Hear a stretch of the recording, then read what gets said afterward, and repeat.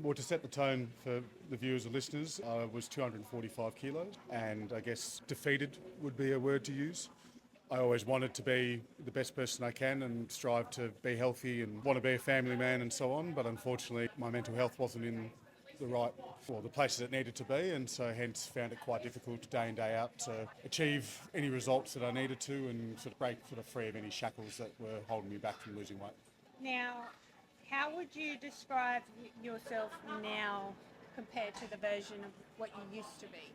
I'm gaining control, might be a way to put it. I still haven't mastered it, I guess would be one way to put it. But the differential was I sought professional help. I went and saw a psychologist and saying this is actually the third time that I've significantly lost a lot of weight. Every other time, I guess I've learned that they were just like a band-aid effect. So this was about understanding why I do what I do, learning new practices to make sure that the hope is that I never repeat, obviously, and fall back into those old ways and habits, and make sure that day in, day out, I can just be the stronger and better person I can be.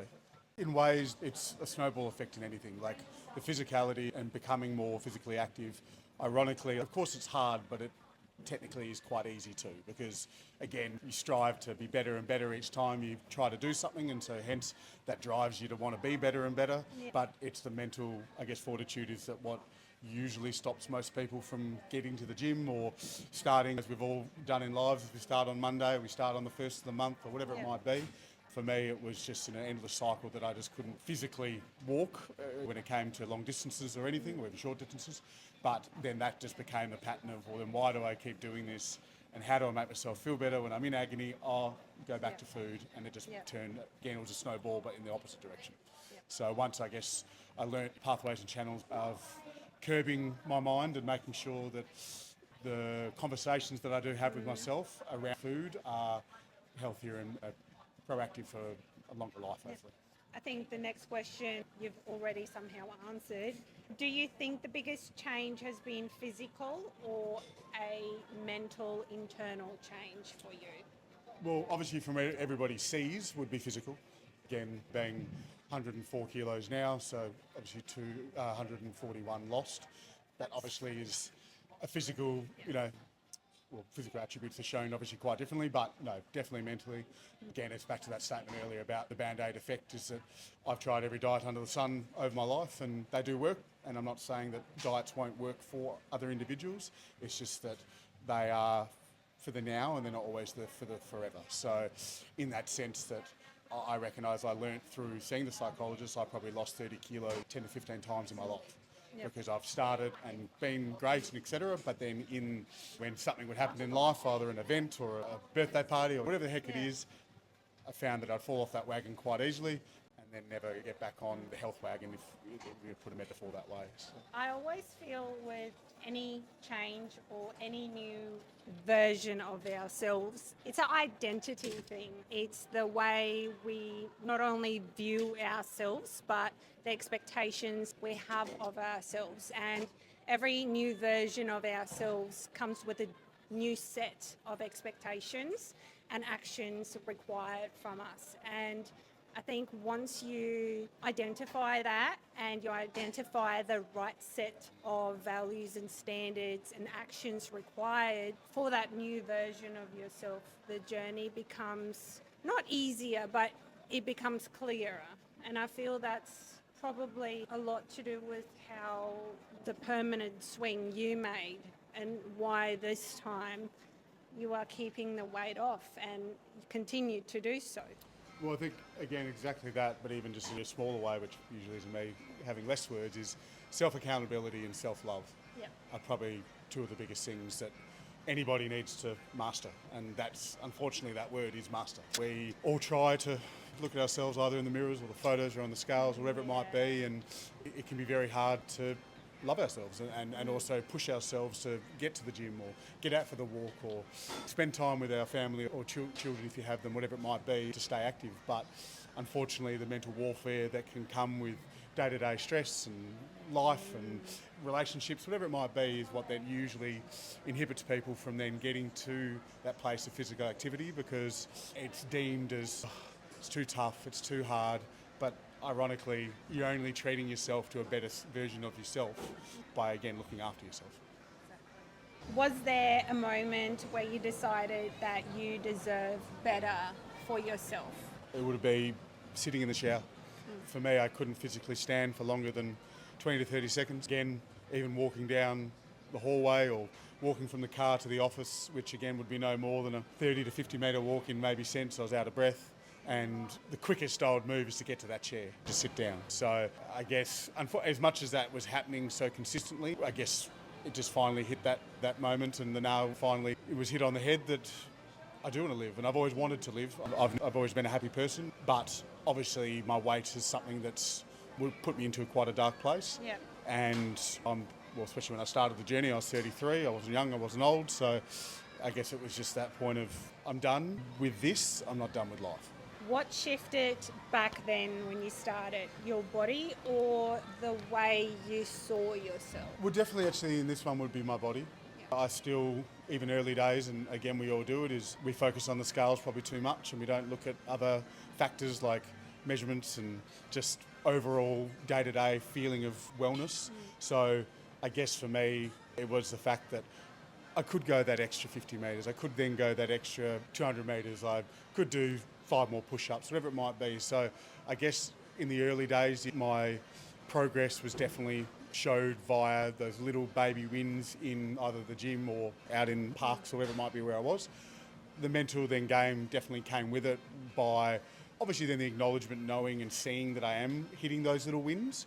But again, unfortunately, during those processes, you still tell yourself, why am I doing this? It still hurts. It's still, so that mental side of obviously health is always, unfortunately, well, not to everybody, but is always still trying to bring you back a little bit, because it also is a defence mechanism. It's trying to stop you from feeling pain, and in its own stupid way, the physical activity is deemed probably as a painful thing, which, yes, at my weight, it definitely was, but in the long run, obviously, was aiding me to a better person of myself. It's things in life as a child, a finger in an electrical socket, you get the zap. It's something that teaches you when it comes to especially neuron pathways, so on and so forth, that why do I do something or why don't I do something? And especially when people are in a bad place, and I say that from any point of either injury or weight or addictions, or whatever it might be, is that those pathways are twisted. And as much as something is then ironically good for you, the brain actually may identify it as, oh no, why are we doing this? And then, so hence, over a long course of years or your lifetime in general, something that again would have been actually very beneficial is deemed by your mind to be a negative effect. What made you realise that this wasn't just about food or training, but about your mind, your weight loss journey? I guess it's more the fact is, as I learnt through the psychologist, is that, or the simplest line I can put is that I commiserate and I celebrate with food. For me, it's, again, it could be as simple as a bad day or a good day at work. It could be something as obviously life-altering as obviously a death in the family or friends, or again not getting a promotion or whatever the heck it might be. And then that's where, as I learned to identify myself as an addict, and I am a food addict, because in the depths of my problems I was having 10 to 15,000 calories a day, which I'm not even eating 14,000 calories a week at the moment. So I guess the acknowledgement that we're always going to have mental warfare, and that it's about understanding why that happens, why we react the way we react, and is that stem from, coarse or harsh way to put it, but we'll say childhood trauma. I'm not saying that in the way of maybe abuse or that, whatever, which again could be for people, but especially for myself, it was just stemmed from when, I think from my mum's point of view, is when as most parents do, when my child is unhappy, how do I make them feel better? In our household, it was always probably food.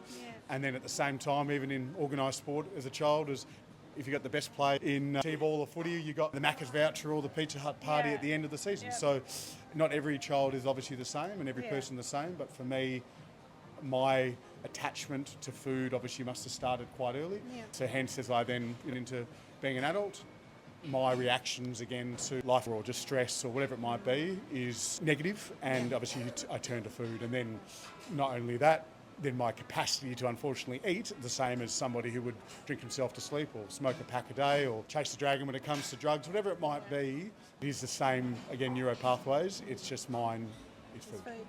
How did seeing the psychologist change the way you spoke to yourself? It made me realise that I shouldn't be as harsh on myself as I am. It made me realise that I'm also not alone.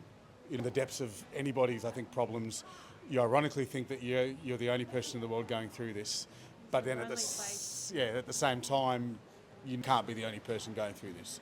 But then you're sort of in that little tug of war between, well, if I put my hand out to ask for help, am I going to be deemed to be weaker or that vulnerability? Yeah. But then at the same time, it is something that is necessary because clearly I'm maybe not educated enough on these, topics and, identifying the mind. For me, and as a very quick thing on that is that I remember I walked in to see my psych, and I guess because it also took me so long to get there, I had this sort of that he was going to be this, or she was going to be this 60-year-old, 70-year-old person that's lived life and correct experience, and obviously with age and all that sort of stuff, which has its place. But walked in and he was 30, he was younger than me, and I reckon within a 5-second even with myself, I'd ruled him out. I sort of went, well, what are you going to know? You're younger than me, that whatever. But then he just knew his stuff. In that, again, I think in any world or any profession, when you go to somebody, you want them to be the expert in their field. And for somebody who was in ways, and especially maybe in the psychology world, a newcomer, maybe, if that's the way to put it, he was absolutely fantastic. He knew his stuff, and then that gave me the reassurance to go, okay, this is the right person that I should be speaking to. And I'm also, if I am going to share the vulnerability that is needed, at least I feel that I'm comfortable with this person and that he's going to give me the right information to help me